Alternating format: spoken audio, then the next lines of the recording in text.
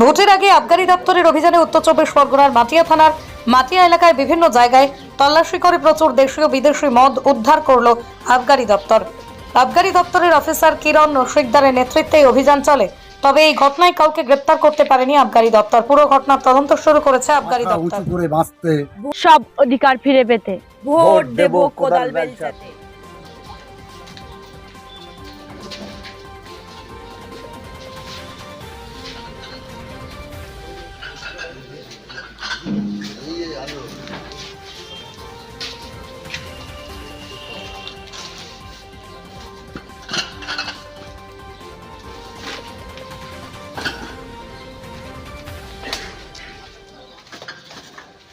Clear আছে, পরের লিগার আছে, আইএমএল সঙ্গে আছে, রিপোর্টটা পাওয়া গেছে।